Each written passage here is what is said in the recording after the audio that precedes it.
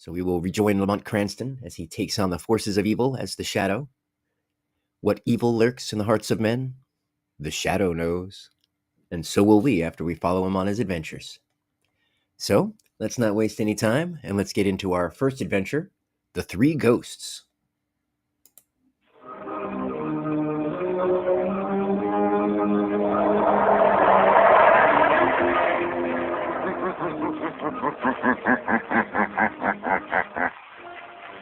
The Shadow knows.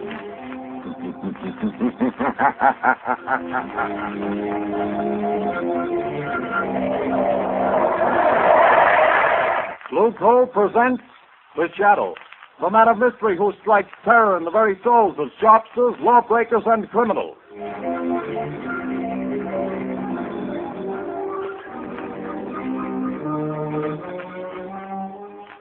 Friends, there's no longer any need for you to rely on guesswork when it comes to buying fuel. Now you can get the best fuel for home use, and know it at a glance, too. For Blue Coal, the finest of Pennsylvania hard coal, is colored a harmless blue at the mines for your protection, so that you can identify it instantly. To be sure that the fuel you buy is a safe, healthy, economical fuel, get America's finest anthracite. Ask for Blue Coal by name. Order your supply tomorrow.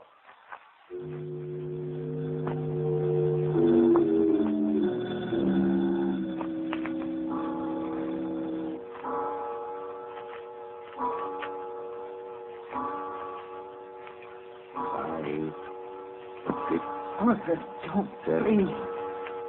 8, 9. This is the hour, my dear. I can't stand it, I tell you. Always at 9 o'clock it comes. But if I hear that horrible thing again, I'll go crazy. Oh, this awful house. But it's quiet, my dear. Way out in the country like this, I can install my laboratory here as soon as I get around to it. As for these strange sounds, well, haunted houses have always fascinated me. I've always wanted to meet a ghost, shake hands with him, invite him to tea. Stop talking like that. It's serious. Oh, I've tried to stand it for your sake, Arthur, but I don't know how much longer. My heart isn't strong, and I... Hear it? But that's only the wind, isn't it? No. It always starts like that. You know it does. Don't move. Listen. Arthur, it's coming. It's coming. It's coming. A ghost, eh? Well, we'll see. I'll meet him this time. I'll meet him halfway, too. Stop!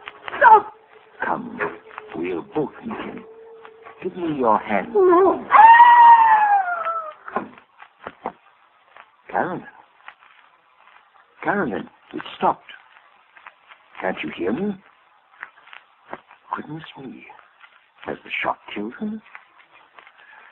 No, her heart still beats. She's only fainted again. Just pass out here.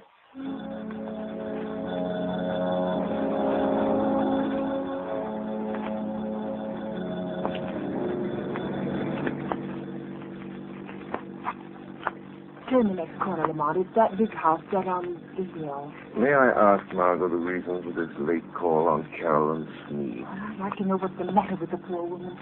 I got an awful shock when I saw her in town last week. She looks positively haggard. I never saw such a change come over a person. Married life may not agree with her. She was a spinster for close to 40 years, wasn't she? I know, but I think she was foolish. Carolyn has nearly $1 million in her own name. She didn't have to marry. Yes, but right now I'm not the Shadow. Remember, I'm just your patient chauffeur, darling. Lamont Cranston, in need of a rest from my famous mystery man role. That last adventure took a lot out of me, you know. Well, a marriage problem is hardly... Seriously, though. Nobody knows anything about this man she married. He came into town 6 months ago, met Carolyn in some accidental manner at the county fair, and proceeded to rush her off her feet. I've met him only once, but I don't like his look. Something sinister, I gather.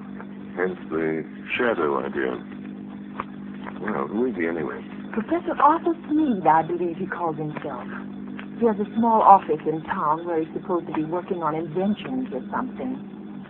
Well, here we are. Well, usually pretty level-headed, Margot, but don't let your aversion for this man we're seeing be too apparent.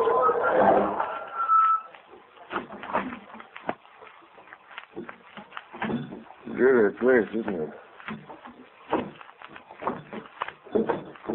I don't see any bell. I guess you're supposed to use the knocker. Here he comes. Well, who is... Oh, Judas Lane. Yes. Good evening, Professor Smead. I hope we aren't too late. Too late? Too late for what? Why, I phoned Carolyn that we'd drop in just to say hello. Well, she didn't tell me. Carolyn isn't feeling well at the moment. I'm sorry. Good night. Oh, but please, I only want to see her for a moment. That is, unless it's something really serious. Well, it isn't as serious as she pretends to think it is, but, come in. Thank you.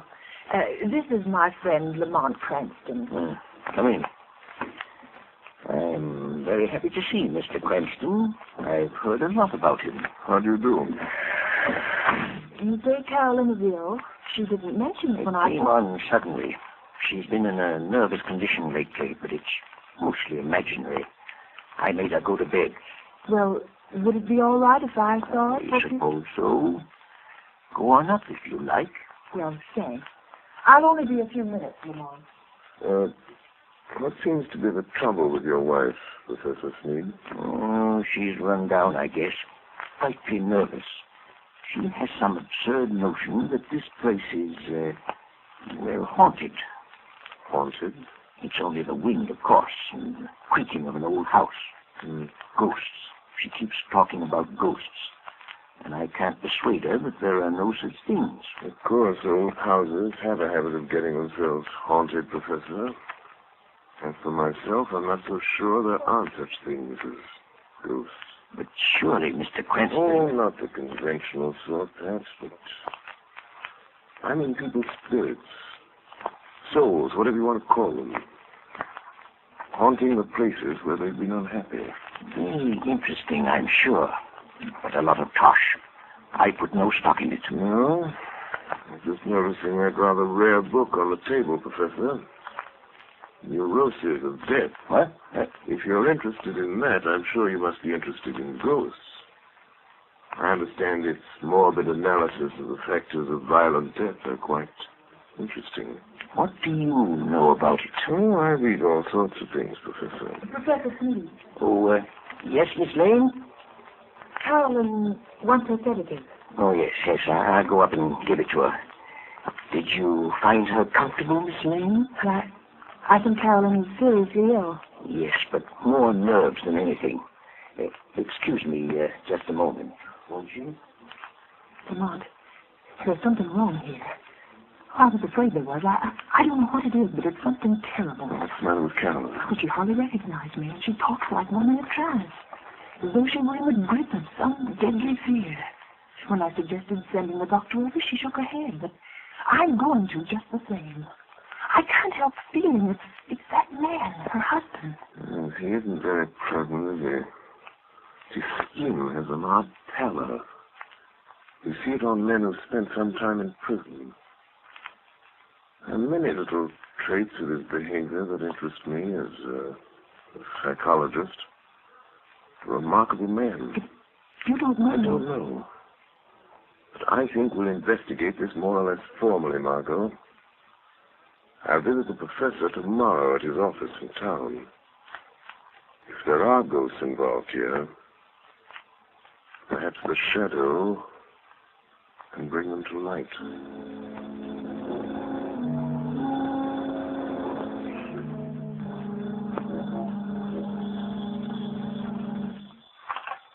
Hello? Yes, Carolyn. Well, don't worry, my dear. I'll leave the office here at 5, and I'll be home before 6. Yes, I understand. Goodbye, dear. Well, who is it? Is that you, Miss White? Who's opening that door? Don't Get up, Professor. I'll close it after me. What? I thought I might find you in. Who said that? Who are you? Your conscience speaking, Professor. Or have you a conscience? I'll show you what I've got. Don't excite yourself. I'm only a voice. A voice they call... Professor, have you ever heard of the shadow? The shadow? Yes. You seem to have heard of me. What do you want? I've come to warn you, Sneed. Warn me? Warn me about what? I know what you're doing. What? And I know how it's going to end. The end is death. Death? I have something here I'll toss in your lap. There. Do you hear it? Why, you... Get out of here, I tell you. See it? Look. It's half of a playing card. The ace of spades. When you find the other half, that will be the end. Get out and leave me alone. All right, Sneed, I'll go, but don't forget. The shadow knows.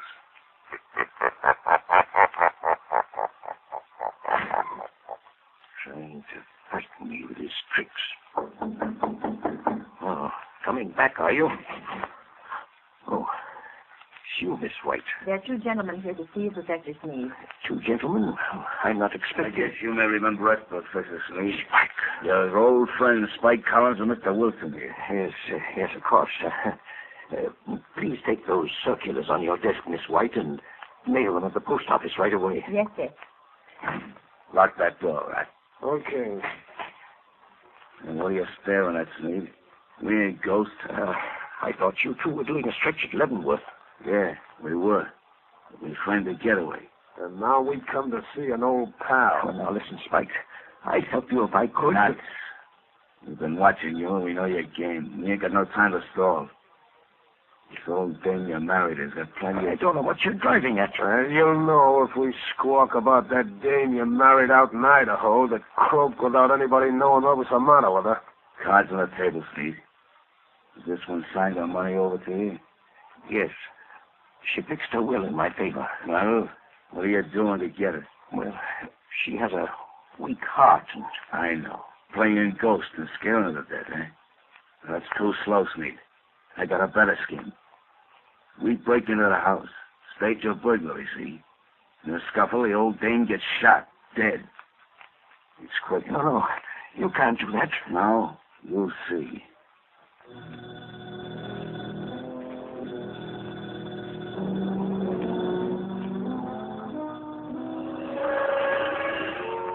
Spike Collins. Spike Collins. Wake up. Spike Collins. What? Who's that? Just a voice, Collins. The voice of your own thoughts, coming to warn you. No one but you can hear me. Your friend Sneed is going to double-cross you tonight. Sneed is going to double-cross you. It's your move. Be there to prevent him. Be there in time. 6 o'clock. Be there.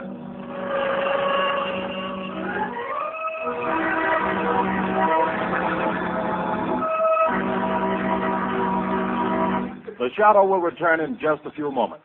While we're waiting, ladies and gentlemen, I want to tell you about the ever-increasing popularity of Blue Coal, America's finest anthracite. Blue Coal is winning new friends every day among New England housewives. They not only like the superior heat of Blue Coal, but they find that it simplifies housekeeping. This is because Blue Coal is so clean. It burns completely and does not send any particles of unburned carbon through the house to be deposited on furniture or woodwork.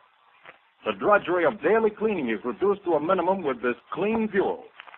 Blue Coal is the largest single brand of solid fuel prepared especially for home use. Each car is laboratory tested at the mines for purity and size before shipment. Blue coal is Pennsylvania's finest anthracite. So that you can personally identify this excellent fuel, it is actually colored blue at the mines. Order it by name. You will find the name of your nearest blue coal dealer listed in the Where to Buy It section of your classified telephone directory under the name Blue Coal.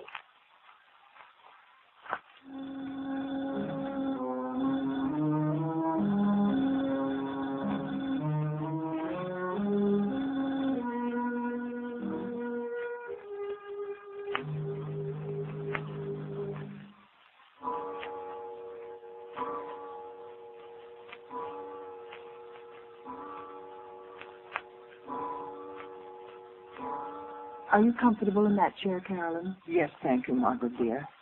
And I do appreciate your coming out here and staying with me. I'm glad to do it. But it's 6 o'clock. Your husband ought to be coming home pretty soon, shouldn't he? He phoned just before you got here and said he was starting. He seemed very agitated. Oh, he's a strange, unaccountable man sometimes. There are things about him I don't seem to understand. Yes, I know, dear. He has the car, I suppose? Yes, he's driving. He's probably on his way now. I've got to think. I've got to think of something. I know. We leave town. You're driving rather recklessly, Smead. You again. I'm going to haunt you. Try to forget that I'm here in the rear seat, if it annoys you. No, don't look under the seat. If I could only see you, get my hands on you, I'd show you how much it annoys me. Shut up. I'm the voice of your conscience, Smead. Perhaps you have a conscience. After all, I could choke that voice down your throat without any trouble to my conscience. if you only had the power of second sight, you could see me. That's an invaluable gift, Smead. Being able to see things that other men can't. Some people call it mental telepathy, some by other names. Remember, I can see the pictures you make in your mind. I told you about that. You can warn all you like. That's not evidence, not in court. A lot of wild guesses that don't mean anything. Well, doesn't it frighten you a little, Smead? I simply will you not to see me, and you don't. Careful. There's a truck coming down the road. Better sound your horn. Good Lord, the fool's taking up the whole road. It's going to hit you. Look out! It's gone. There wasn't any truck there. No. I willed you to see it. And you saw it. No truck at all. Just hypnotism. Gosh, I'm having hallucinations. But that's the way to dispel hallucinations. Drive straight through them. Be careful. We're near your house. And this old mill road is tricky. What about it? Look, Smead. There's a man in the road ahead of you. There is, eh? Really? Why, it looks like one of your two pals that called on you today. I knew he would be here, Smead. Really? You're going to hit him if you don't watch out. More of your hallucinations. You think that I'll believe you again, don't you? Well, I won't. Look out. I hit it. This time, it was no hallucination, Smead. He was in front of you.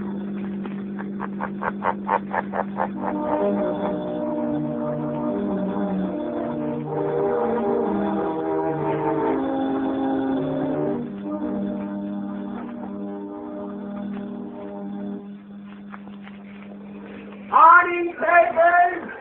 Morning, papers! It's convict Spike Cullen found dead last night on the old mill road. Spike Cullen, wanted by the police, found dead. Yes, son. I'll take one. Yes, sir. What's it all about, Lamont? Found Found dead on Old Mill Road. But that's out of the same place. Yes, I believe it is. Notorious criminal struck by automobile and killed. He was certainly struck by an automobile. I wonder if Sneed knew anything about it. He acted very strange when he got home last night. Strange? What way? Well, he was pale and shaky, and he hardly seemed to know I was there. He told Carolyn that he'd had a message from out of town, and they'd have to pack and leave. Oh, did he say when? Well, they thought they could get their trunks and things ready by this afternoon sometime. You're not going to let Carolyn go with him, Lamont. Not if I can help it. Let's see. A little after 9. I imagine Commissioner Weston is rather startled by the morning's news. I think I'll have a word with Commissioner Weston.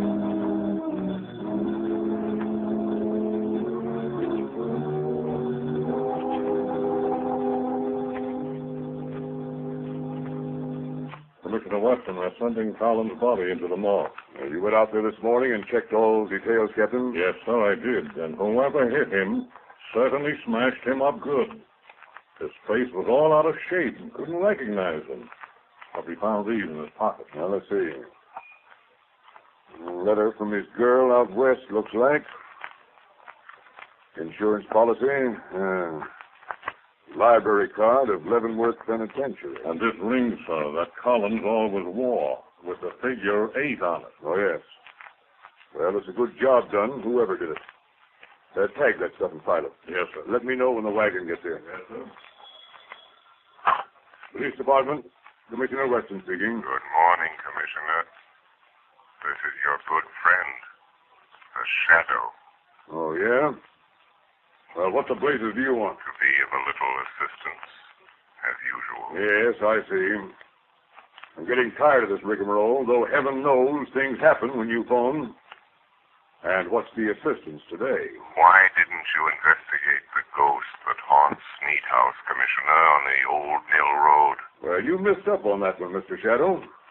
I don't put much stock in ghosts, but we went out there and checked up, searched the house. There's no evidence. No? Go again today, Commissioner. And this time, I think you'll get your evidence.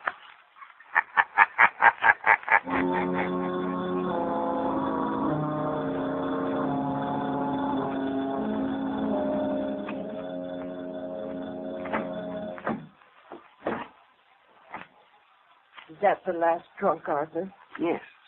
The expressman won't be here until 4. Another hour yet. Why don't you go up and lie down a while, Caroline? Yes, I will. Try to sleep a little now that it's daylight. You told the milkman we wanted to pay him. He's coming back before we leave. Good. Well, that must be in now, the back door. Get back. Get back. What's the matter, Sneed? Think you're seeing a ghost? Stop. Don't come near me. Snap out of it, will you? This is me, Spike Collins. You? Alive? It wasn't me you hit with your car last night on that back road. I guess you wish it had been, huh? Who was it then? It was Rat Wilson. Fool got half pickled trying to get up his nerve for the job. Staggered out on the road before I could stop him, and wham! It was all over. Wilson, eh? So there was my chance, see? Him and me about the same size, his face and hands all smashed flat. I put my stuff in his pockets, my ring and what was left of his finger. There I was, dead. And all the time you was giving me the double cross. And maybe I am a ghost, but I can still deal with you, Sneed. Who is it, Arthur? Just a minute, Carolyn. Now listen, Spike. There's only one way to see this thing through. You and I have got to stick together. The Shadow is after us both. We've got to get out together, away from this Shadow. Don't kid me anymore about the Shadow. You see this cat? I'm here on business. I'm going through it. Put the old lady out of her misery. Good Lord. What's the matter? There. On the table. Nothing but a torn playing card. The ace of spades, or half of it. You've got to stop it, Spike. You've got to stop it. What's the matter? Who's this man? Carolyn, this is a friend of mine. Friend? Sure, a friend. But I don't understand. The pistol, Yeah, that's my way of doing business, lady. Your husband does it different. He's been scaring you to death, ain't he? Making you think the place was haunted. You know how he always does it? Stop it, Spike. He used to be an electrician, see? He rigs up a sort of electric sound box with a remote control switch. He usually puts the switch over here by the door. Yeah, there it is. what's it all about, Arthur? The ace of spades. The end. Yes. When he turns the switch, you hear the ghost dance. All you have to do is turn this knob. That's the way it works, lady. But I hear it. Arthur, I hear it. Turn that thing off, you idiot. What? I haven't turned it on. You haven't. And what's making those sounds? I am. What's that? It's him. He's come. A shadow. I am coming up these cellar stairs. I will enter and stand beside you. Where is he? Stand back or I'll shoot. When I enter, I will touch one of you on the shoulder. Stop him.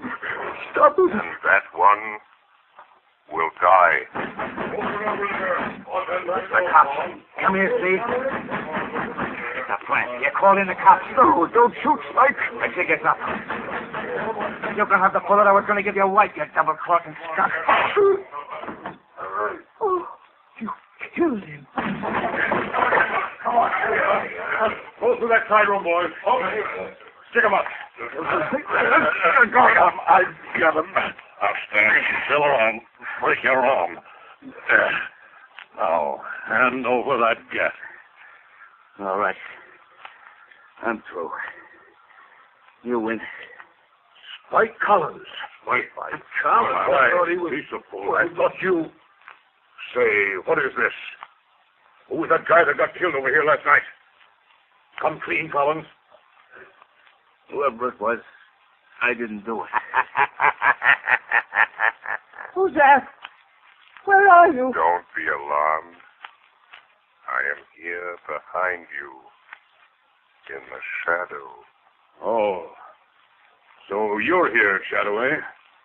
Maybe you know who got killed here last night. The man killed last night, Commissioner, is a ghost. Oh, yeah? There are now 2 ghosts in this little adventure.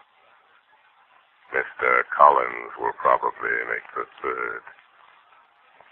You really should believe in ghosts now, Commissioner. And in shadows.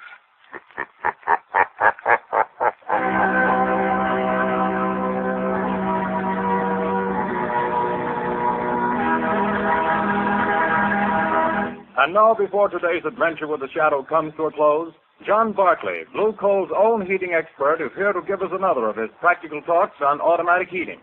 Ladies and gentlemen, Mr. Barclay. Good evening, friends. In former Sunday night talks of mine, I've shown you the importance of having the temperature of the home properly controlled with a Blue Coal automatic heat regulator. That is, in terms of health and convenience. Now, tonight, I'm going to give a 3rd important reason for automatic heating: economy. Most societies will tell you that the proper degree of heat in the home is 70 degrees. Naturally, you can't by hand keep your fire from giving off more than 70 degrees of heat, but the Blue Coal automatic heat regulator can and does. But here's how that saves you actual fuel dollars.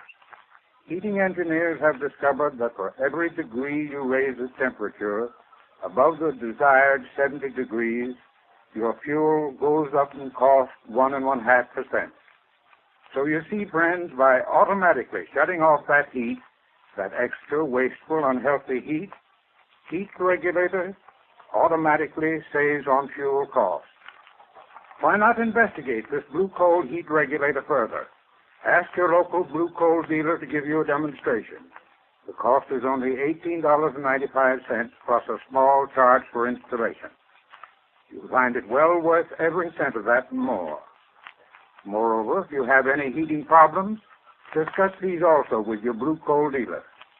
He is the best informed heating authority in your community, and assisted by his John Barkley trained serviceman, can, I'm sure, help you save money and have a more comfortable home this winter. This service is free. It costs you nothing. Thank you.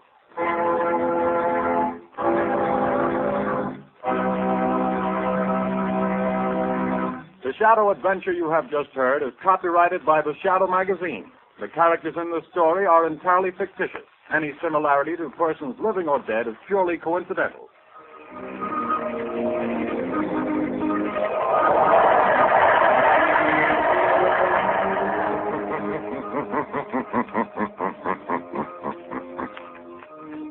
The weed of crime bears bitter fruit. Crime does not pay. The Shadow knows.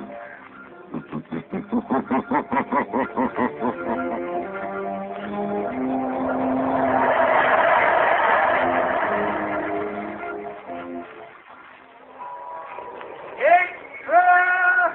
Extra! Hear all about it! Next week, same time, same station. The Shadow's latest adventure! Extra!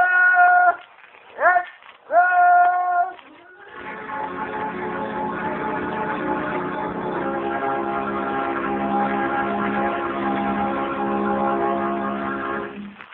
Your announcer, Arthur Whiteside.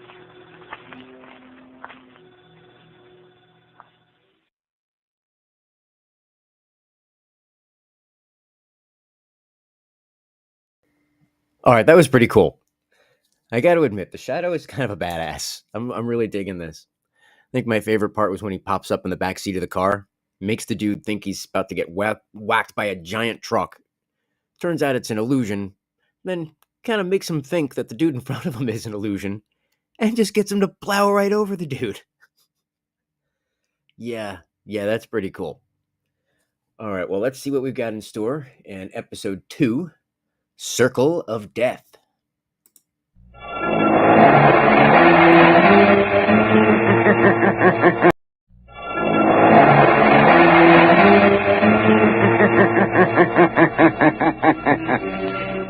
Who knows what evil lurks in the hearts of men? The Shadow knows.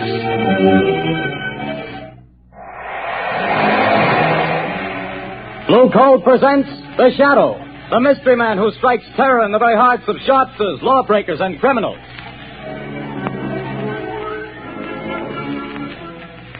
Ladies and gentlemen, when you hear The Shadow's blood-curdling laugh, you can be sure that exciting entertainment will follow. And here's something else that you can be sure of. When you buy Blue Coal, you're getting the finest of Pennsylvania hard coal. The harmless blue coloring that identifies Blue Coal is your guarantee of clean, even, safe, dependable heat all winter long. So don't take chances. Insist on Blue Coal. Ask for it by name. Phone your order to your nearest Blue Coal dealer tomorrow. And be sure to hold on for John Barclay's important message at the end of this program.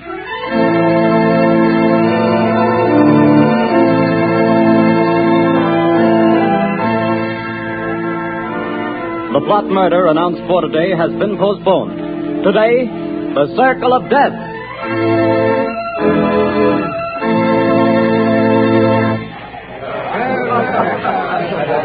Oh, Jack, what a delightful show. What a wonderful way to start our honeymoon. Darling, when it comes to shows and girls, I'm a swell picker. Now watch me pick a nightclub. Oh, taxi! Hey, taxi! Darling, I think you're wonderful. I've never had such a marvelous time in my life. Hop in, honey.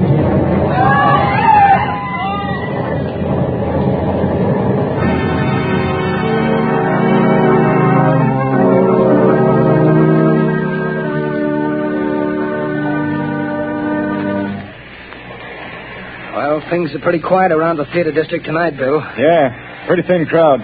I don't blame folks for staying away. After those 3 bombings and 15 people being blown to pieces, I wouldn't be here myself if it wasn't the commissioner's orders. Same here. Boy, has this town got the jitters. Commissioner Weston's hopping around like a cat on a hot stove. I hear the Midtown Association is going to ask for his resignation if he don't catch the nut that's scattering bombs around here like confetti on New Year's Eve. The guy that's pulling these jobs sure must have it in for a lot of people. He's a real screwball if you ask me. Look at the way he's always sending warnings to the newspapers before he blows another batch of pedestrians to Hades. Yeah, and have you noticed? He always ends his notes by saying, I hate crowds. Yeah. Well, this is the time that crazy goof warned he'd set off another blast. Maybe his watch is slow. Things are going to pop if he pulls another job and kills any more people.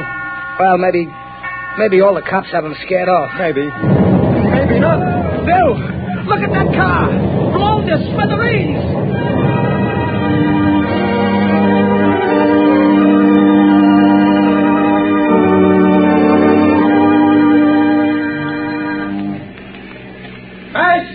Strikes again. 5 more dead. Get your paper here, Peg. Read all about the mad maniac's latest one. It's horrible, Lamont, horrible. It's senseless and insane, Margot. Crimes like this always are. Turn on the radio. It's time for a news bulletin. The switch on the dashboard. All right, Lamont. Back upon the inefficiency of the police department. Tonight at Midtown Hall, a meeting of businessmen of the entertainment world and property owners is in progress. Police Commissioner Weston has been asked to defend his department and produce results or resign. No, that's enough, Margaret. Washington, D.C. Now, listen carefully. Yes, Lamont. I want you to go to that protest meeting right over there at Midtown Hall. Commissioner Weston is speaking, and the crowd is pretty certain to heckle his explanation of the failure of his department to catch this fiend. I'm sure of Now, it. here's what I want you to do. Keep quiet and watch your chance. Then I want you to cry out that Shadow could solve this crime without half trying. Aren't you flattering yourself? Never mind that, Margot. I have a very definite reason for doing this. A lot depends on your getting the crowd to take up your suggestion. I'll do my best, Lamont. But where are you going? I won't be far away. Hand me that leather case on the floor. Here you are. Am I permitted enough womanly curiosity to ask what's in it? Just a little wiretapping device. Telephone? No.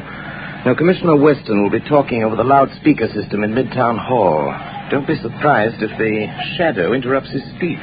Now, remember, Margot, cry out at the psychological moment. Hundreds of lives depend on it.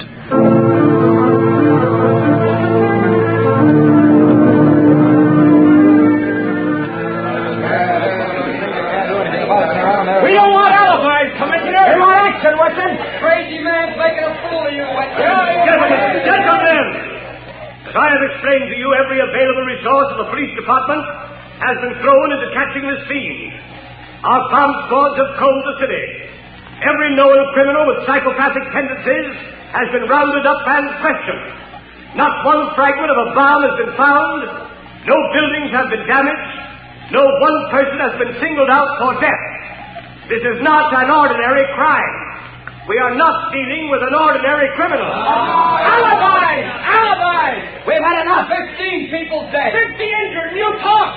Talk. Business is at a standstill. We're being ruined. The whole city's in a panic. Get this below or resign, Weston. Get out. Let the mayor punch somebody in the face and let the catch this maniac.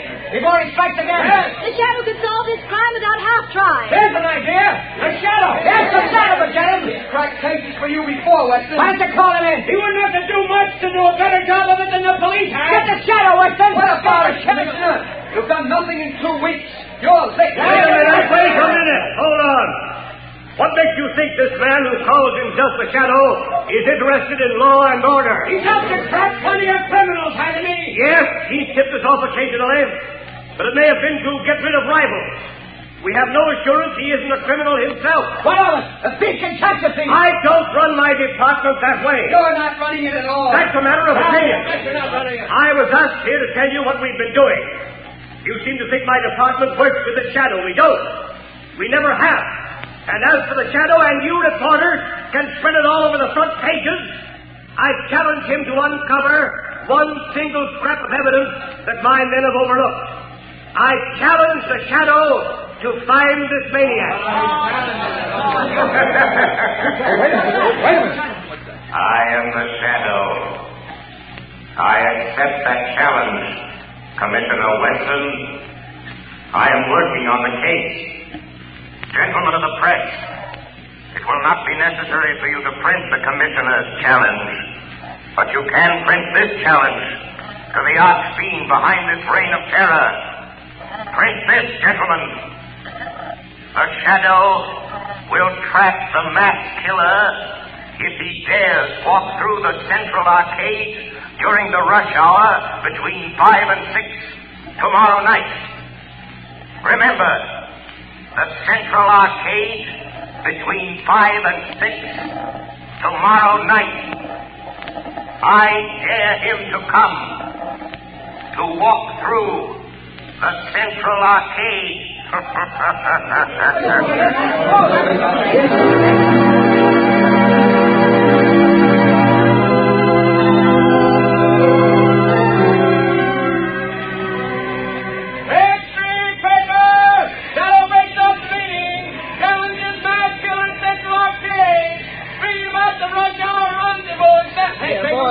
Boy, you here.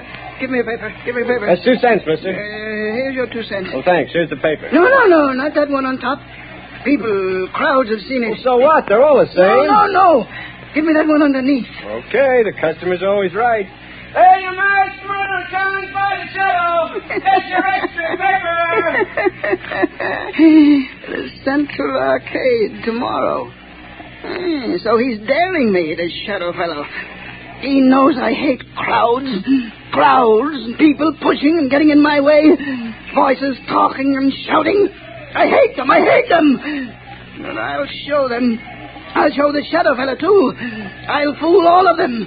I'll accept his challenge. I'll be there at the Central Arcade. And the shadow fellow will know I was there. The whole world will know.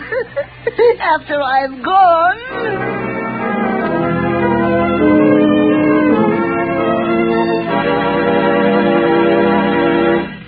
Your orders have been carried out, Commissioner Weston. Good. There'd better not be any slip-ups. 200 patrolmen are stationed in the neighborhood of the Central Arcade. 50 picked men of the plainclothes and bomb squad will be in the crowd. If there is a crowd. There'll be a mob after all the publicity. If I could get my hands on the shadow, I'd wring his neck for this. What time is it? A little after 4, sir. We better get down there pretty soon. Yes, sir. Shall I take that call, sir? No. I've been waiting for this. And if it's who I think it is... Hello. Listen to me, Shadow. No, Commissioner Weston. You listen to me. I'm listening. Quick, Connors, trace this call. Yes, sir. Don't bother, Commissioner. You can't trace this call. I've tapped a line. Just as I tapped the Midtown loudspeaker system last night. So that's how you pulled that crazy stunt. You're a fool, Shadow. Don't you realize you've endangered the lives of thousands of people? Nothing will happen if you do not interfere. Don't take my orders from you, Shadow. You're not running the police department. I'm not giving orders, but I need your help. Just do one thing for me, and you and not the Shadow will get the credit for the capture of the mass killer. Oh, yes? Well, what do you want? Just keep the crowd moving through the narrow arcade. Just keep them moving. Keep them moving. Everything depends on that. What are you trying to do, Shadow? To find a needle in a haystack. A man in a million. You haven't a chance. The maniac won't come. You overlook the fact that a dare is a powerful psychological magnet that no egotistical, crazed mind can resist. Just keep that crowd moving, Commissioner. Keep them moving.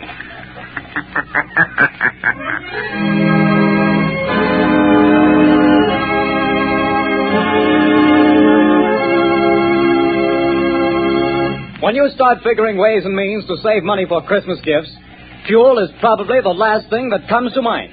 Naturally, you don't want to jeopardize the health and comfort of your family. But did you know that you can actually have better heat for less money simply by burning blue coal? Here's why. Blue coal is a rich Pennsylvania anthracite. The fuel that furnaces, space heaters, and cooking ranges in this part of the country were especially designed to burn. And while other fuel prices are advancing, the cost of anthracite is not. No wonder thousands of homeowners are switching back to anthracite. No wonder anthracite is the fuel that is used for cooking purposes on the nation's crack passenger trains. They've tested all kinds of fuel and found that anthracite is far more economical because it burns long, steadily, evenly, with minimum drafts and less attention. Now, the cream of all Pennsylvania anthracite is blue coal. It comes from the mines of the famous Glen Alden Coal Company. It's tested and retested for purity and uniform sizing. Blue coal is prepared especially for home use, and it comes in all domestic sizes: egg, stove, chestnut, and beef. So if you want clean, even, dependable heat at lowest cost, always order Blue coal. Phone your nearest Blue coal dealer tomorrow.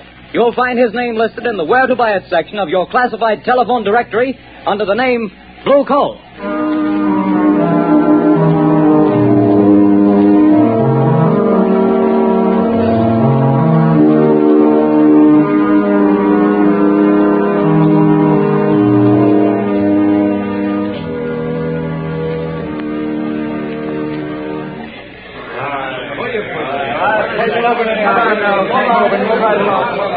Quit blocking the arcade. Keep moving.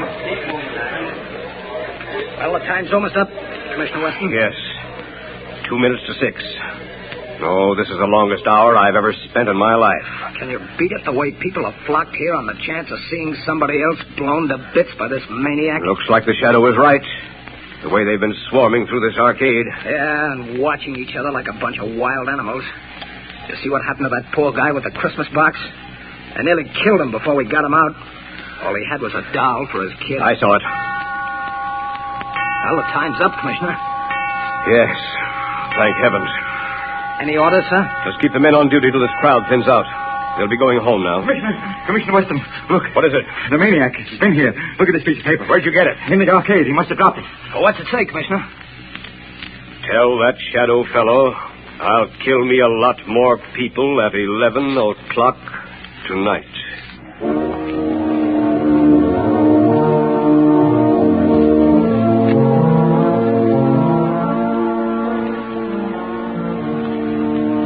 Lamont, oh, I was afraid something had happened Something to you. has. I found the maniac. Thank heavens. Have you notified the police? Margot, this man is a fiend. If I notified the police and they bungled things, he might kill hundreds of people. This is a job that the Shadow must handle alone. But Lamont, he's dangerous. You might fail. He might kill you. The Shadow won't fail, Margot. But if he should, it's far better that one die than hundreds. Oh, Lamont, please. There must be a safer way. Perhaps, Margot, but this is the only sure way to end the career of this mass killer. Goodbye, my dear. Lamont. Oh, Lamont.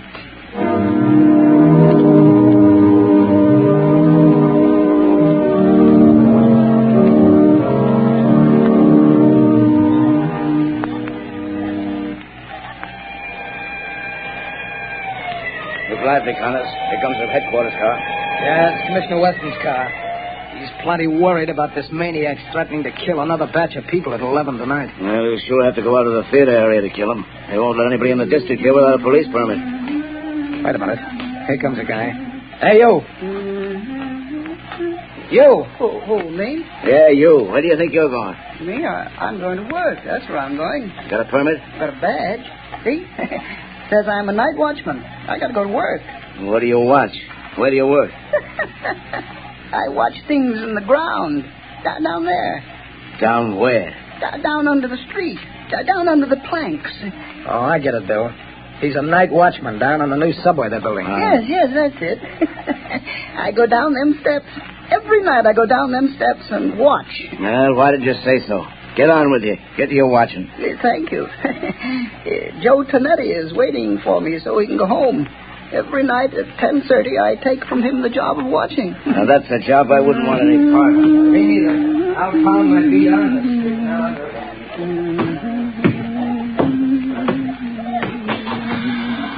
Oh, Joey Tonetti. Joe, you can go home now. I'm here to watch. Hey, what's the matter? You're half a big speakerback fella. You're 5 minutes late. I want to go home. Here's the keys to everything now. You watch out. You don't go to sleep. The police don't want to let me come to work, but I show them the badge. You can go home now, Joey. I'll watch everything. Okay. See you in the morning. Goodbye. Goodbye.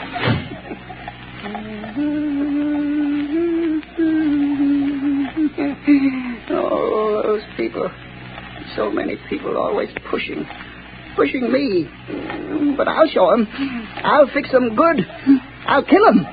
That shadow fella, I'll show him too. Now I'm alone. All alone. Not quite, Anton Spivak. You are not quite alone. I am with you. Huh? Do you hear my voice, Anton? Sure. I always hear voices. in the dark, on the street, and here under the street where I watch every night. Yes, Anton. But you've never heard my voice before, have you? Well, maybe. I don't think so. What's different about your voice? It's the voice of the shadow. Oh, you're a pretty smart voice. How'd you find me? Where's that shadow fella the newspapers talk about? I am more than just a voice, Anton Spivak. I am the shadow. You're the shadow? Yes. Where are you hiding? I am hiding under the cloak of invisibility. You cannot see me because I have clouded your mind, so you cannot see that which is here. How did you get down here in this subway excavation? I followed you down the steps. How'd you know where to find me? I picked you out of the crowd in the central arcade. How did you know I was the one? Your eyes showed me. I knew then how much you hate crowds. My eyes show you? Yes. You passed close to me as I stood in the shadows. Huh? The arcade is narrow. You didn't see me. No one saw me. But I saw you. How'd you find out my name? I followed you to the place where you live. I found out you work here. In the tunnels. Then you followed me here from my home tonight? Yes, Anton Spivak. All the way. Good. You're a very clever shadow. But you must go now and let me do my work. I ain't got much time. Now go quick before I get mad. You're plenty smart. I'm glad to know you, Mr. Shadow, but no, you have to go. Yes, I'm smart. But you're smarter. You bet. Let me stay. I want to learn. You can teach me things. Then maybe we can work together. You hate people, too? Yes. I hate crowds. Let me watch you and learn. All right. I'll let you watch. What are you going to do? Yeah, you just watch. What's in this shed? You see? Dynamite. Sticks and sticks of dynamite. Is this what you use to kill people with? Mm-hmm. Yeah. My precious dynamite. They kill the crowds I hate, see? Now, look here. Here's a stick of dynamite already fused. There's 1, 2, 3, 4, 5, and 6 sticks of dynamite to go with it. Now, you watch. See, Shadow, I tie them in a bundle. But how do you take that dynamite to the place where you killed all those people? It's a block away. How do you carry it? That's where I'm smarter than you, Mr. Shadow. Show me. I'll show you. Now, look, see, it's almost 11 o'clock. Now, here. You see this little hook? I hook the dynamite to it. Then what, Anton? Wait, you hear that car overhead on the boards? Yes. Well, if the light is red, it will stop right over our heads. Now listen. There, you see? The light is red. Now I take this crowbar. I go up this ladder. Come on, you come with me. Yes, I am still here. Although you cannot see me. Now you watch it. I pry the end of this plank back. See? And I hook the dynamite on the brake rods. I strike a match. And I light the fuse. And when the light changes, the car takes the dynamite with it. And when the dynamite explodes a block away, I'm still here. When the... Oh, no. You put out the fuse. You've tricked me. And here is the dynamite. No. You took it off the car. It's gone without the dynamite. And I promised I'd kill a lot of people tonight. Now I have to wait. Tomorrow the crowds will be still pushing me. Scaring me. You tricked me. That's what you did. You tricked me. Where are you, Shadow? Shadow. Come here, Shadow. Nice, Shadow. Nice, Shadow. I'm here. Anton Spivak. Yes, I hear you. Nice, Shadow. Come close to me. Put down that dynamite, Anton. No, Shadow. I light another match. If you touch that match to the fuse, you'll die too. But I'll kill you. And I don't care. You wouldn't let me kill people. And I don't want to live. I want to die. I want you to die too, Shadow. Wait, Anton. No, you blow out my match. Yes, I have a plan. Those thousands of people waiting up the street. Yes? You can kill all those people. Wouldn't that be better than just killing the two of us? How? Tell me how. Take your dynamite and come with me. Up the steps. Up to the street. Oh, no. There's policemen out there. I saw them. But they won't see you any more than you can see me. No. They will see me. Hypnotize them. Huh? Hypnotize them. Look straight at them. Stare at them. And then they won't be able to see you. No, I'm afraid. Think of all those people waiting to be killed. Come. Just a few more steps. I am with you. You'll be safe. I'll try. All those people waiting to be killed. I'll try it. But don't you leave me, Shadow, or I'll light the fuse. I'm here, Anton Spivak. Look, there are the two policemen. Just stare at them hard as you pass, and they won't see you. All right, I'll try. Well, it's past 7, Connors. Looks like a false alarm this time. Hey, wait a minute. Here's that night watchman. Yeah, what's the matter with him? What's he staring at? Look what he's carrying. You can't see me. Dynamite, grab him. No. Take it away from me. Let me go. Hold it. No, I said no. I got him. It's a match killer. No. Oh, he lied. He fooled me. He said you couldn't see me. No. Give me my dynamite. I want to kill all those people. Hold him. No. Here's Commissioner Weston. We got him. We got the maniac, Chief. Good work. Here, let me look at him. No. He tricked me. He said you couldn't see me. Where'd he come from? About a subway excavation, Commissioner. He's a night watchman. No. He tricked me. The Shadow tricked me. Oh. It was the Shadow. Yes, Commissioner Weston. The Shadow. I found the killer, but the glory is all yours.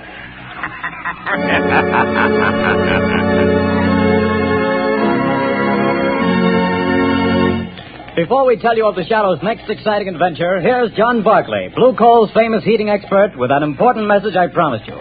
Ladies and gentlemen, Mr. Barclay. Friends, there are just 2 more days left in November.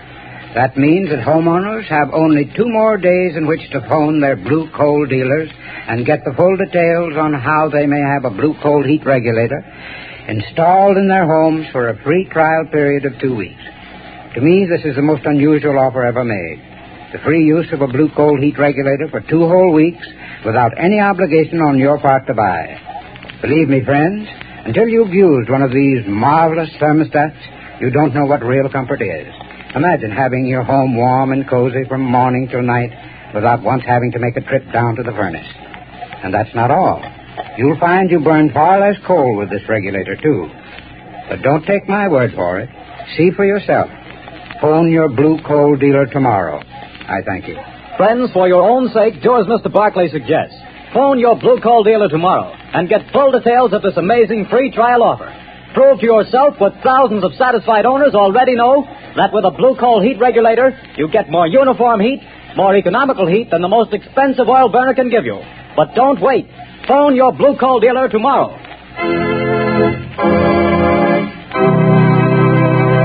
The story you have just heard is copyrighted by the Shadow magazine. The characters in this story are entirely fictitious. Any similarity to persons living or dead is purely coincidental.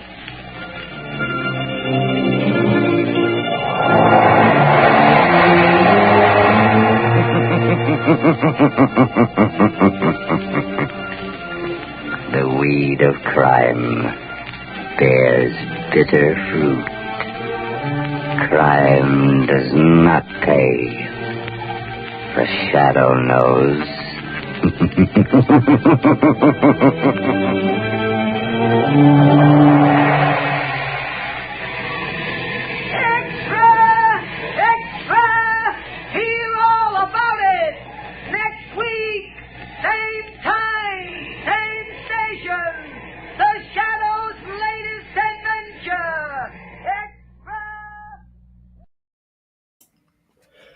Well, that was fun.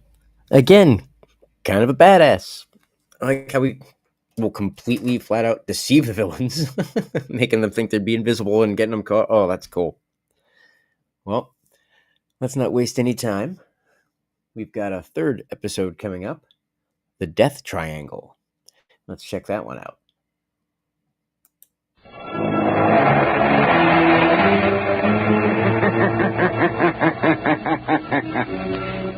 Who knows what evil lurks in the hearts of men?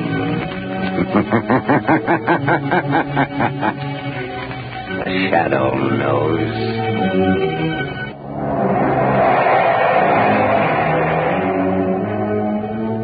Blue Coal presents The Shadow, the mystery man who strikes terror in the very hearts of shopsters, lawbreakers, and criminals.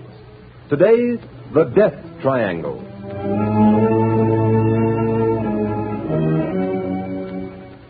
Ladies and gentlemen, The Shadow will be with you in just a moment. In the meantime, I'd like to remind you of a well-known fact. Coal-colored blue means better heat at less cost.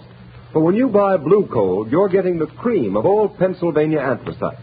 The harmless blue coloring with which blue coal is trademarked is your guarantee of clean, even, safe, dependable heat all winter long. Such heat ensures the health of your entire household. So when you order coal, specify blue coal. Ask for it by name. Phone your order to your nearest blue coal dealer tomorrow.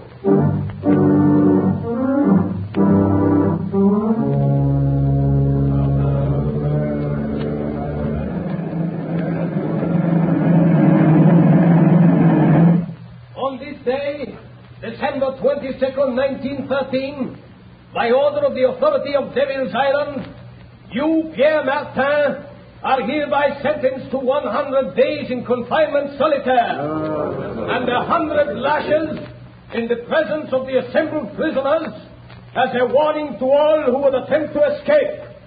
Let the punishment begin. I will find the devil who betrayed me. 1. I will learn his name. 2. I will kill him. 3. I will find him and kill him.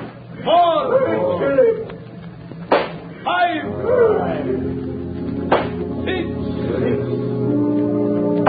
7.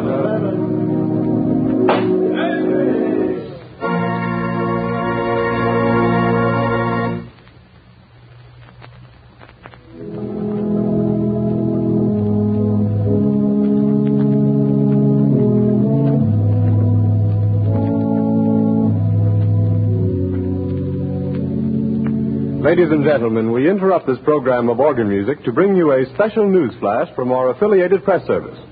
New York, December 12, 1937. The Shadow has been found. Dr. James Evans, world-famous child surgeon, told reporters this afternoon that a wounded man who claimed to be the Shadow forced his way into Dr. Evans' private clinic and at the point of a gun forced him to remove a bullet. The wounded man then revealed that he was none other than that mysterious character who has waged a one-man war against crime, the Shadow. Before Dr. Evans could report the case to the police, however, the Shadow mysteriously disappeared. The famous surgeon believes the Shadow has little chance of surviving his wounds. Our organ recital now continues.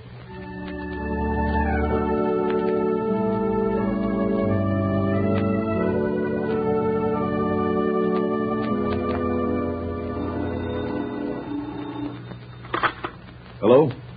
Dr. Evans speaking. Dr. Evans, the man you claim to have operated upon was a fake. The real Shadow has not been wounded. The Shadow? You are the Shadow? Yes, Dr. Evans. You don't seem surprised. I'm not. I've been hoping you'd get in touch with me. That statement I issued was false. False? Come now, Dr. Evans. A man of your high standing in the medical world does not issue false statements without very grave reasons. There was a very grave reason. I need your help. An old acquaintance of mine, Raymond Dubril, the financier, has received a death threat.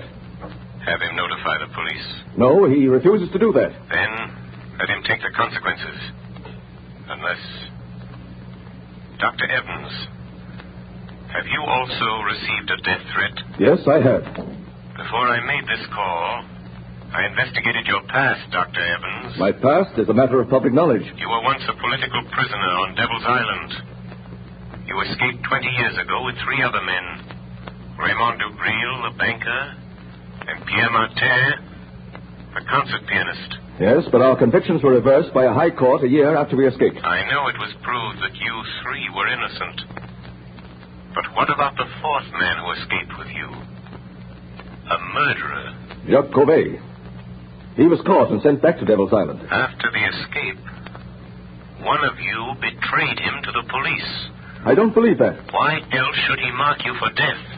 Then you know Cauvet escaped from Devil's Island a second time 6 months ago? Yes, Dr. Evans. Then you're interested. You'll help? Yes, I will help. But only because your life is in danger, Doctor. The world can ill afford to lose the skill and genius that has saved the lives of countless children. You overestimate my importance, Shadow. But will you help? Yes. When and where does Cauvet's warning say he will strike first? At Dubril's Long Island estate tonight.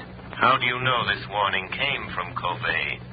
Dubril received a miniature music box in the shape of a coffin in the mail this morning. A musical coffin? Yes. And when the lid of the coffin is raised, the music box plays a tune. A tune Dubril, Martin, Cauvet, and myself whistled as a danger signal when we were planning our escape from Devil's Island. Where is Dubril, Dr. Evans? At his Long Island estate.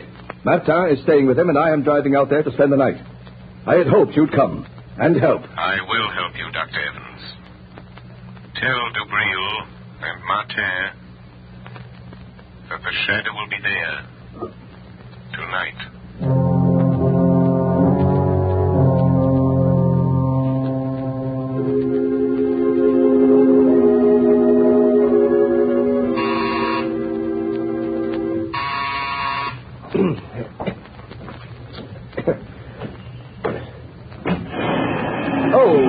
Good afternoon, Miss Lane. Is Mr. Cranston at home?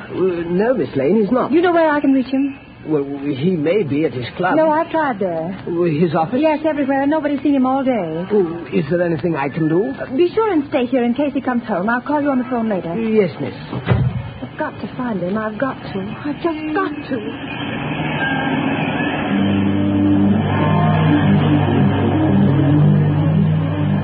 I've got to find Lamont. Maybe Dr. Evans knows more than he told the newspapers. His office said he might be at home.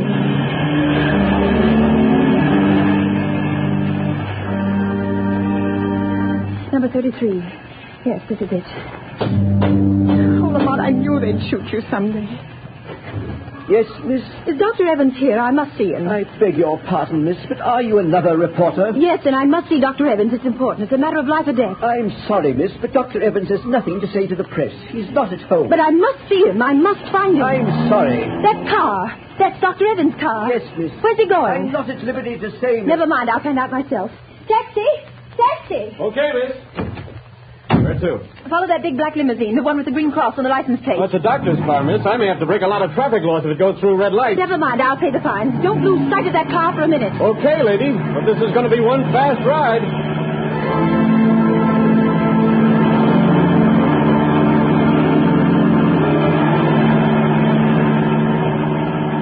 Driver, slow down. That car's turning in at that estate. What do you want me to do? Go through the gates after? No. Stop here. Okay. Here's $5. Hey, thanks, man. I wonder if this is just a wild goose chase. Lamont couldn't be way out here, not if he's wounded, dying. That car, it sounded like... Oh, but it couldn't be. It is. It's Lamont. Lamont! Margot, what in heaven's name are you doing here? Oh, Lamont, then it wasn't true. You weren't shot. Dr. Evans didn't operate on you. Oh, no, so you heard that news flash, too. The papers are full of it. I tried to find you at the office, at home, at your club, everywhere. I'm sorry, Margot. I should have known you'd worry, but I've had a very busy afternoon. How did you get here? I followed Dr. Evans' car. He just drove through those gates. What's happening, Lamont? Are you trying to find out why he said he operated on the shadow? Is someone impersonating you? No, Dr. Evans did that, knowing I'd get in touch with him. He needs my help in a very special manner. But why? Is someone after him, threatening him? Yes, also the owner of this estate, the banker Dubril and Martin, the concert pianist. And you're going to help them? I'm interested in helping Evans. He's a great doctor and a great humanitarian. His life is in danger. Lamont, now that I'm here, is there anything I can do? Yes, Margot. Wait in my car. Keep your eye on the house. If you see a light go on and off twice in one of the windows, drive to the nearest payphone and notify the state police to come to the Dubril estate. I'll watch for the signal. Fine. I suppose there's no use my asking you to be careful. No, Margot, but I'll try. I'll try to avoid really putting Dr. Evans to the trouble of removing a bullet from the shadow.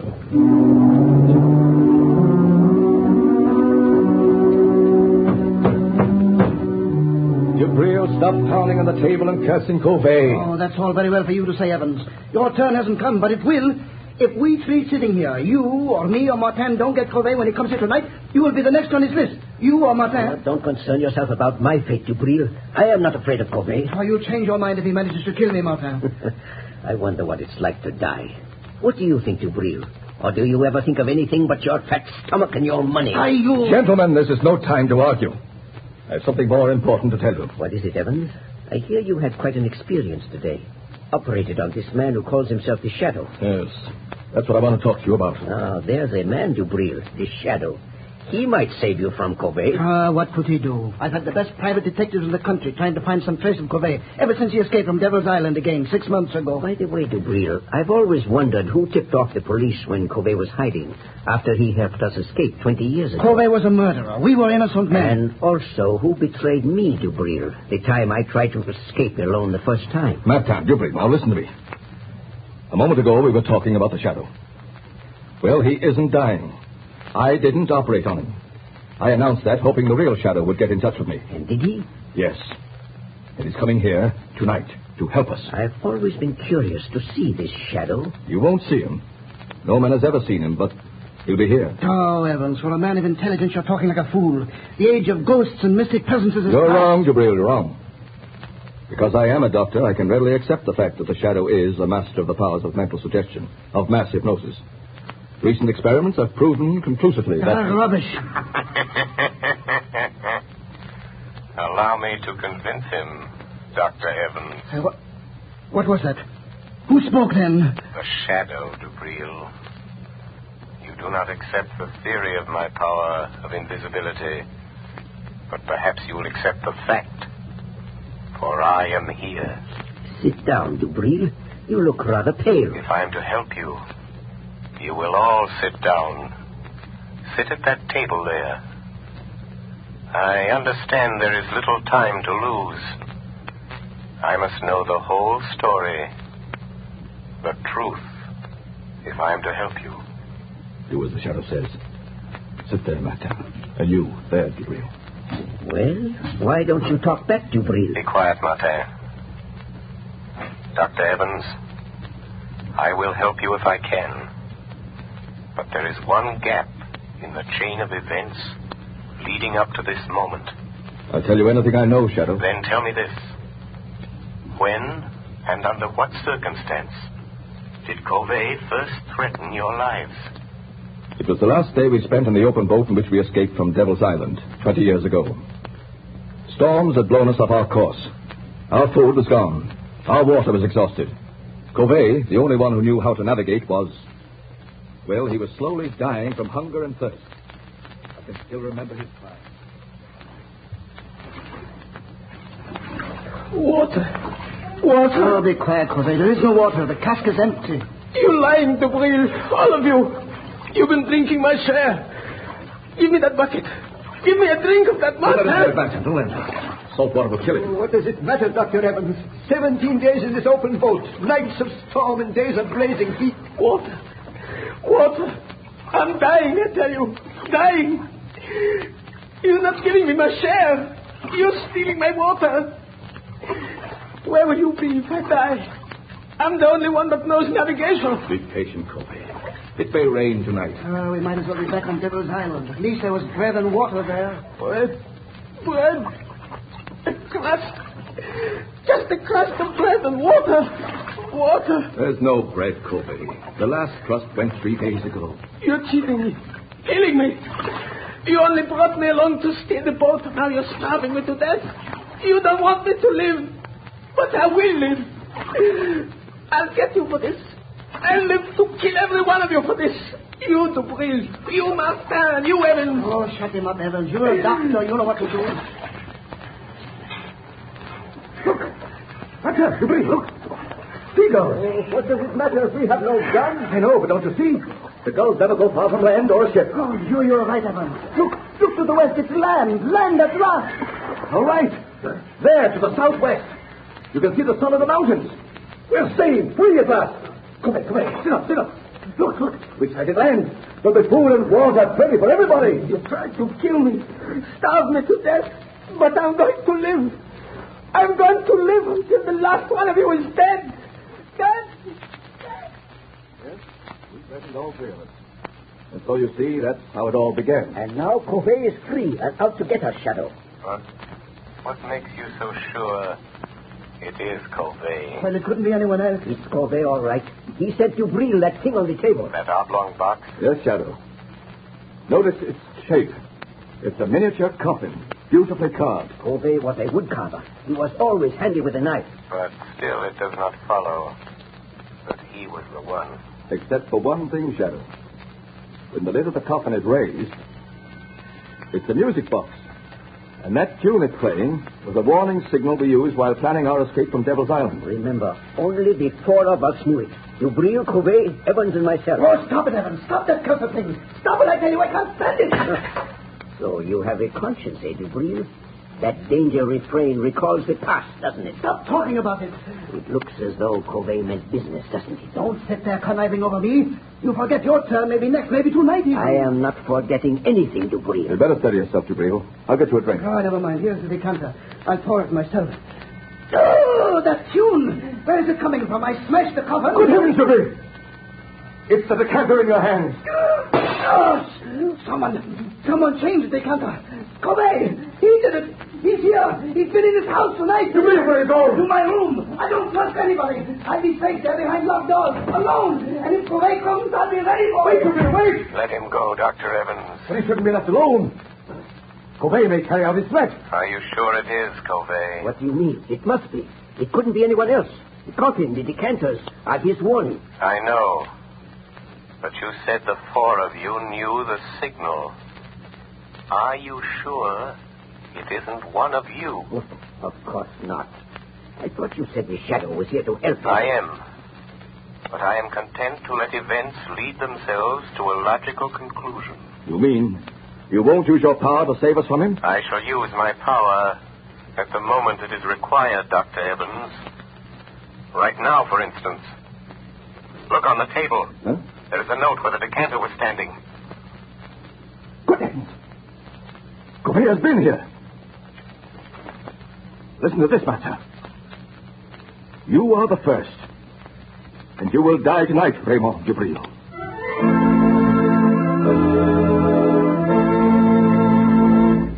Ladies and gentlemen, the Shadow will return in a moment. There are thousands of families living around snowbound Buffalo today who are as snug as a bug in a rug thanks to blue coal. You have read how the whole city of Buffalo has been literally snowed in. In that entire area, business practically came to a standstill for several days. But those families who laid in their supply of blue coal kept comfortable.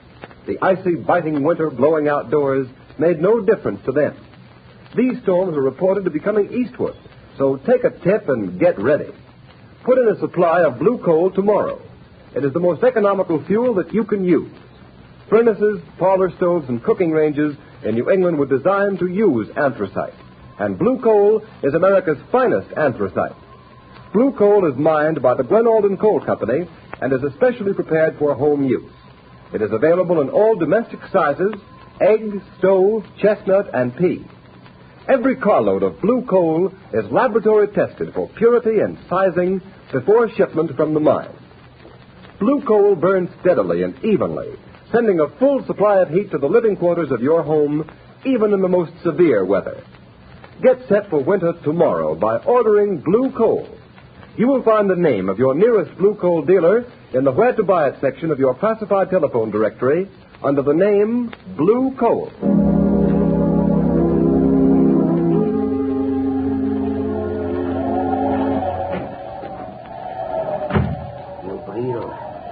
Dubril, wake up.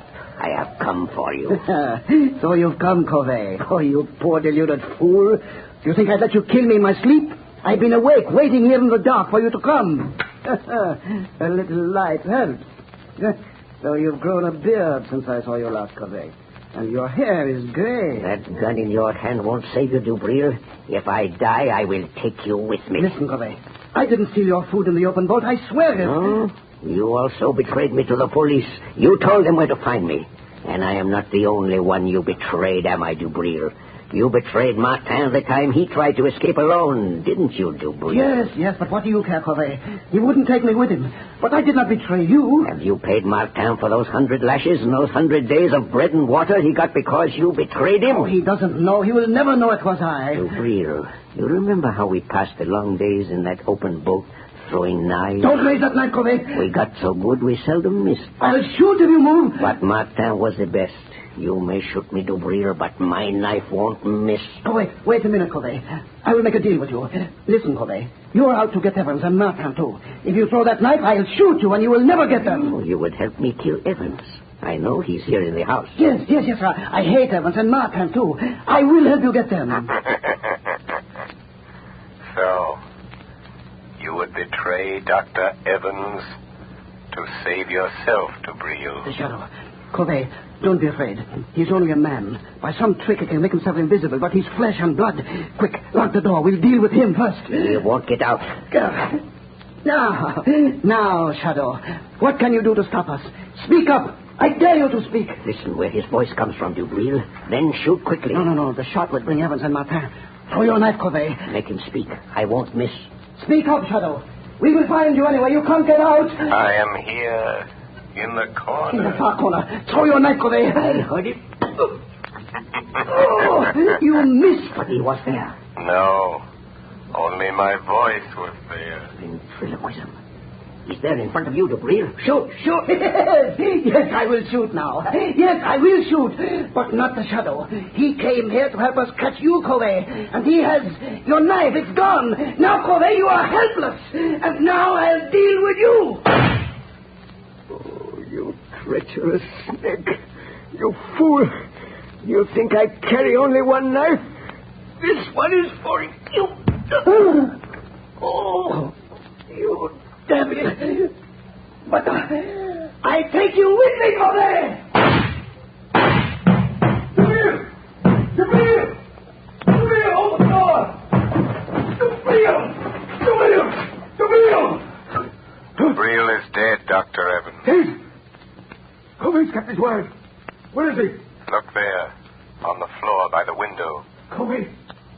That Covey? Dubril tried to save his life by promising to help that man kill you. Dubril? Dubril offered to help Covey kill me? Look closely, Dr. Evans. Remove the gray wig and the false beard. Wig? Beard? It's Martin! Yes. Martin, disguised as Covey. He's still alive, breathing. Get away from me, Evans. Don't touch me. I hate you. I hate you both. Why did you do this, Pierre? Why? I hated Dubril because he betrayed me on Devil's Island. I hated you, Evans, because you have got the things that I always wanted. Success, fame, glory. It was I sent the musical coffin, the warning note. I knew you'd think it was Covey.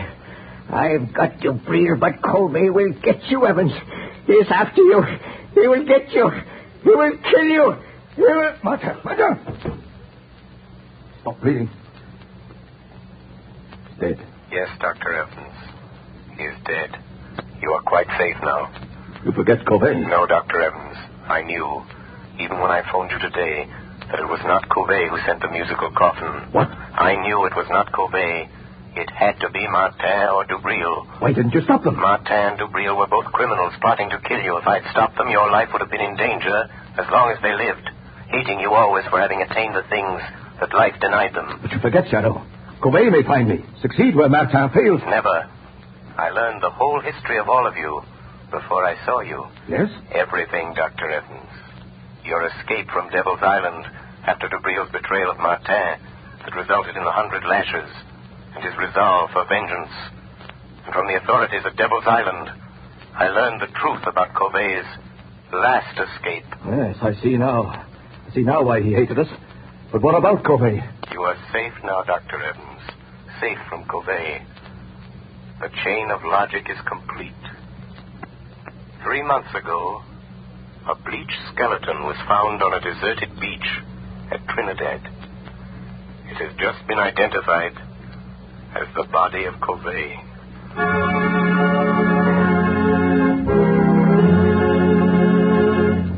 Before we tell you of the Shadow's next exciting adventure, here's John Barclay, Blue Coal's famous heating expert. Ladies and gentlemen, Mr. Barclay. Good evening, friends. While you're doing your Christmas shopping, why not get a gift for your own home? Something will not only make it a cheerier, happier place in which to live, but also make it easier to run. To my mind, the perfect gift for any home is a Blue Coal heat regulator. This marvelous thermostat provides the last word in comfort. For example, there's no running up and down stairs to open and close dampers. The Blue Coal thermostat does that tiresome job automatically. Keeps your home at just the temperature you want from morning till night. It can be attached to any kind of heating equipment.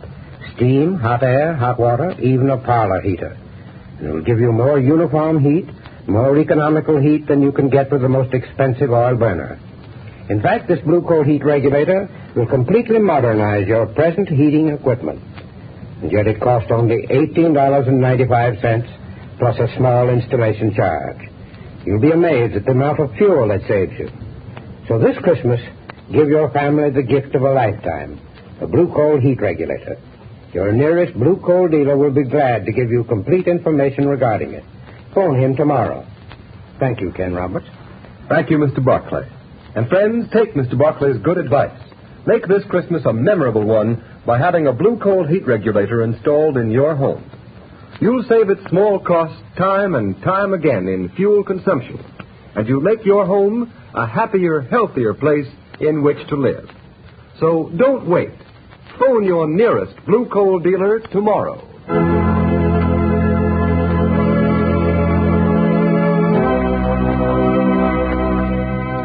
The story you have just heard is copyrighted by the Shadow magazine. The characters in this story are entirely fictitious, and its similarity to persons living or dead is purely coincidental.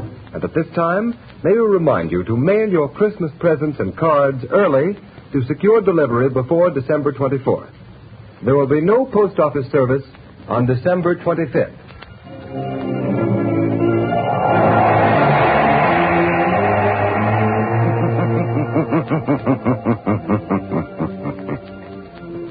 The weed of crime bears bitter fruit.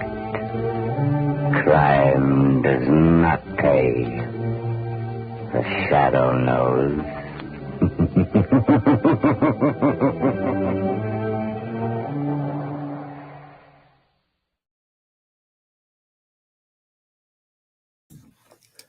All right, well, that was a pretty good one to wrap it up with. Had a good time with The Shadow today. Let me know what you think about it. And don't forget to follow the show so you don't miss an episode. So that's going to wrap it up for today's episode of Heroes of the Golden Age. That's 3 episodes of The Shadow. So join us next time when we do another hero. And again, thanks for tuning in. Everyone who watched live, everyone who watches later, we appreciate all of you. And see you next time.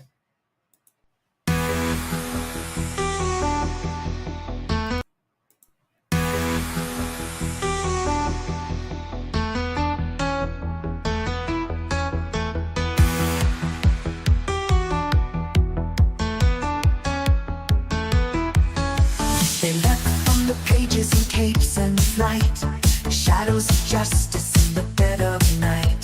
Silver and spandex from a time gone by, lifting us higher as they touched the sky. Heroes of the golden age fight the fight, blazing bright in the neon light. Beneath the stars they light our way. Legends live in the golden age today.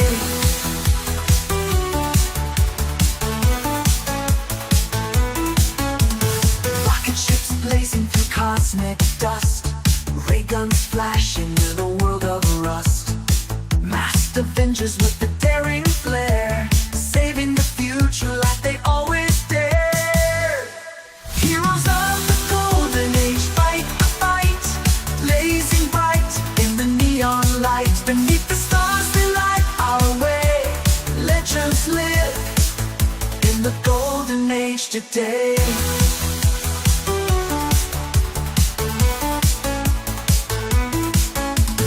Time can't hold them, they're bold and true.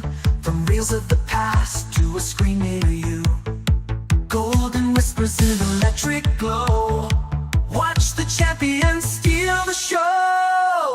Heroes of the golden age fight the fight, blazing bright in the neon light. Beneath the stars they light our way. Legends live in the golden age today.